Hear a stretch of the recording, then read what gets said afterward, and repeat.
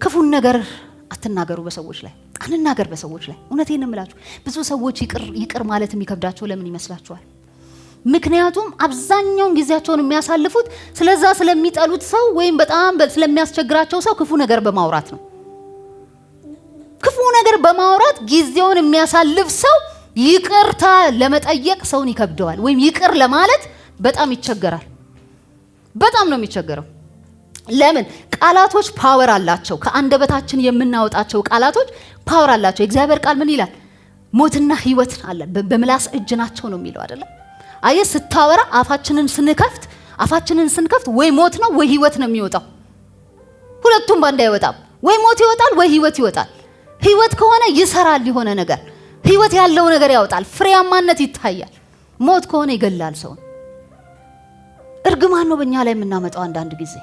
ዝም ብለን አማራሪዎች ሟርተኞች አሉ በቃ አሁን አንዳንድ ሰዎች እውነቴን ነው የምላችሁ በሰዎች ላይ ያማርታሉ በሰዎች ላይ ክፉ ነገር ሲናገሩ ነው የሚውሉት ሲራገሙ ነው የሚውሉት ክርስቲያን ሆነው እውነቴን ነው የምላችሁ ክርስቲያን ሆነው እንዴት ይቅርታ ልብ መለማመድ እንችላለን በእንዲህ አይነት ሁኔታ ከተራመድን ይቅር ማለት በጣም ይከብደናል ይቅር አለ ማለት ደግሞ ጉዳቱ ለኛው ለራሳችን ነው እንጂ ለበዳያችን አይደለም ይሄን ብዙ ጊዜ እናቀዋለን ተነግሮናል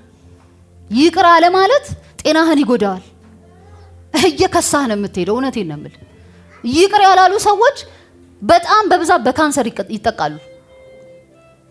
እኔ በጣም በህይወት አጋጣሚ በጣም ብዙ ኬዞች አጋጥሞኛል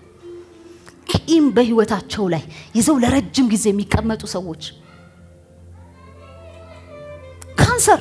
ካንሰር ነው የሚሆነው ቂም ካንሰር ነው የሚሆነው በኋላ